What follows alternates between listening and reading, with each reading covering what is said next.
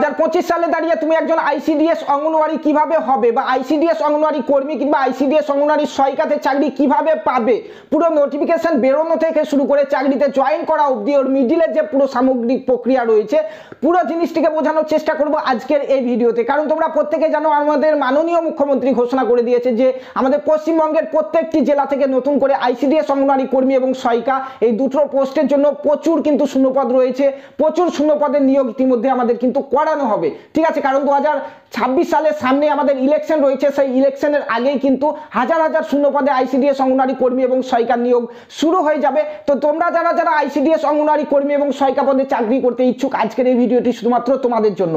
ভিডিওটি প্রথম থেকে শেষ পর্যন্ত দেখবে এবং চ্যানেলে প্রথমবার যারা এসছো চ্যানেলটিকে সাবস্ক্রাইব করে পাশে থাকা বেল আইকনটি প্রেস করে নিতে ভুলবে না। কারণ পশ্চিমবঙ্গে আইসিডিএস অঙ্গনওয়াড়ি কর্মী এবং সহায়িকার নিয়োগ সম্পর্কিত যে কোনো আপডেট একবারে শুরু থেকে শেষ অবধি সম্পূর্ণটা পাবে তোমরা আমাদের এই চ্যানেল থেকে সবার প্রথমে। ঠিক আছে, তো বন্ধুরা ভিডিওটি শুরু করার আগে তোমাদেরকে বলতে চাই 2025 সালে প্রচুর নিয়োগ হতে চলেছে। তার জন্য আইসিডিএস অঙ্গনওয়াড়ি কর্মী সহায়িকার নতুন ব্যাচ অর্থাৎ কোচিং এর নতুন ব্যাচ আমাদের অলরেডি শুরু হয়ে গেছে। তোমরা জয়েন করতে পারো। এখানে দেখো স্ক্রিনে দেওয়া ফোন নাম্বারে তোমরা যোগাযোগ করবে, সেখানে এসে দেখো প্রথমে তোমরা দুটো ডেমো ক্লাস, সেখান থেকে ভালো লাগলে তারপরে তোমরা কোচিংটি নিতে পারো। তো চলো এখন ভিডিওর মূল বিষয়বস্তুতে আসা যাক। তো দেখো প্রথমে হচ্ছে আইসিডিএস অঙ্গনওয়াড়ি কর্মী এবং সহায়িকার নিয়োগ কিভাবে হবে। তো নিয়োগ আমাদের পশ্চিমবঙ্গের পুরো রাজ্য জুড়ে একসঙ্গে কিন্তু হবে না।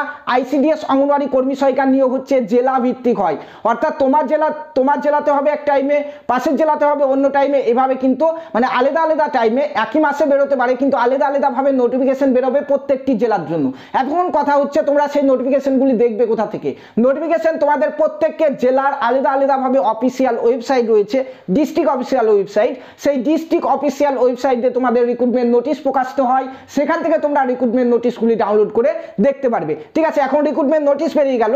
নোটিশ বেরোনোর পরে তোমাদের ফর্ম ফিল আপের জন্য একটি নির্দিষ্ট সময় দেওয়া হবে। মোটামুটি এক মাস ধরে ফর্ম ফিল আপ চলে, অনলাইনে কিংবা অফলাইনে। কোনো কোনো জায়গায় অনলাইনে ফর্ম ফিল আপ হয়, কোনো জায়গায় অফলাইনে। তবে সম্ভবত 2025 সালে আমাদের যে সকল নিয়োগগুলি হবে সেখানে অনলাইনে ফর্ম ফিল আপ হবে, অর্থাৎ তোমাদেরকে অনলাইনে ফর্ম ফিল আপ করতে হবে। ঠিক আছে, এখন ফর্ম ফিল আপ হয়ে গেল। ফর্ম ফিল আপের পরে হচ্ছে তোমাদের এক্সাম, পরীক্ষা নেওয়া হবে। কোন কোন জিনিসের উপর পরীক্ষা? তোমাদের প্রথমে হচ্ছে 90 নম্বরের লিখিত পরীক্ষা।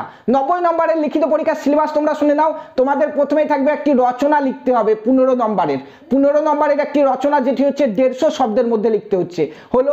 তারপরে তোমাদের অঙ্ক থেকে কোশ্চেন আসবে 20 নম্বরের। ঠিক আছে, ইংরাজি থেকে কোশ্চেন আসবে 20 নম্বরের। ঠিক আছে, পুষ্টি জনস্বাস্থ্য থেকে তোমাদের এখানে কোশ্চেন আসবে 15 নম্বরের এবং জেনারেল নলেজ থেকে আসবে 20 নম্বরের। টোটাল 90 নম্বরের এই হচ্ছে তোমাদের সিলেবাস। ঠিক আছে, এখন তোমরা এই 90 নম্বরের উপর লিখিত পরীক্ষাটি দিলে।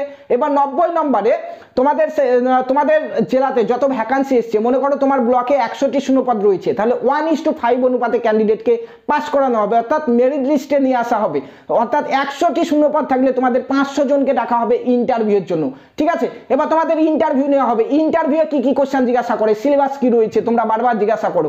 তো ইন্টারভিউয়ে তোমাদের সিলেবাস হচ্ছে লিখিত পরীক্ষার জন্য তোমরা যে পুষ্টি জনস্বাস্থ্য নারীর সামাজিক অবস্থান বিষয় নিয়ে পড়ছো সেই বিষয় থেকে কোশ্চেন থাকবে, পাশাপাশি জেনারেল নলেজ থেকে থাকবে। ঠিক আছে, ইন্টারভিউ তোমাদের ম্যাথ কিংবা রচনা কিংবা ইংলিশ এগুলি জিজ্ঞাসা করা হবে না। পুষ্টি জনস্বাস্থ্য নারীর সামাজিক অবস্থান ইত্যাদি জিনিস থেকে তোমাদের কোশ্চেন করা হবে। পাশাপাশি তোমাদের এখানে কিন্তু যে জেনারেল নলেজ রয়েছে, জিকে রয়েছে, কারেন্ট অ্যাফেয়ার রয়েছে, এখান থেকে কোশ্চেন করা হবে। এখন তোমার ইন্টারভিউ হয়ে গেল। ইন্টারভিউ হয়ে যাওয়ার পরে তোমাদের ডকুমেন্টস ভেরিফিকেশন হবে। বিশেষ করে যখনই ইন্টারভিউ হয় তখনই কিন্তু ডকুমেন্টস ভেরিফিকেশন করানো হয়ে যায়। ডকুমেন্টস ভেরিফিকেশনে কি কি ডকুমেন্টস দেখবে? তোমার মাধ্যমিকের অ্যাডমিট কার্ড দেখবে, তারপরে তোমার উচ্চ মাধ্যমিকের রেজাল্ট দেখবে। কারণ এখন উচ্চ মাধ্যমিক পাশে তোমাদের নিয়োগ হচ্ছে। ঠিক আছে, উচ্চ মাধ্যমিক পাস লাগছে। আগে 8 পাসে মাধ্যমিক পাশে নিয়োগ হতো, এখন 2025 সালে তোমাদের উচ্চ মাধ্যমিক পাস লাগবে আইসিডিএস অঙ্গনওয়াড়ি কর্মী পদের জন্য, উচ্চ মাধ্যমিক পাস লাগবে আইসিডিএস অঙ্গনওয়াড়ি সহায়িকা পদের জন্য।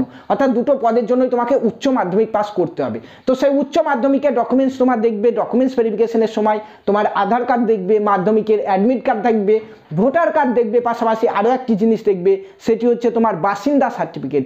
তুমি যে এলাকায় বাস করছো সেই এলাকার বাসিন্দা সার্টিফিকেট। সেই জন্য তোমাদের প্রত্যেককে বলে রেখেছি আগে থেকে বাসিন্দা সার্টিফিকেটটি তোমরা তুলে নাও। পঞ্চায়েত অফিস থেকে তুলতে পারো, বিডিও অফিস থেকে তুলতে পারো, কিংবা ডিএম অফিস থেকে তুলতে পারো। এছাড়াও অন্যান্য জায়গা থেকেও তুলতে পারো। তার ভিডিও ইতিমধ্যে আমাদের দেওয়া রয়েছে চ্যানেলে, সেগুলি তোমরা দেখে নেবে যে আইসিডিএস অঙ্গনওয়াড়ির জন্য কি কি ডকুমেন্টস লাগে এটি নিয়ে পার্টিকুলারলি আলাদা একটি ভিডিও বানানো রয়েছে, সেখান থেকে তোমরা দেখে নেবে।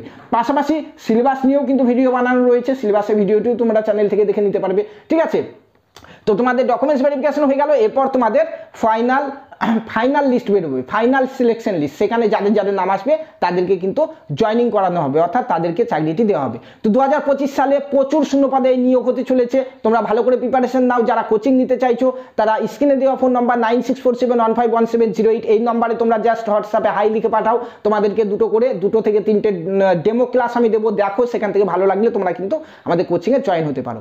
ধন্যবাদ।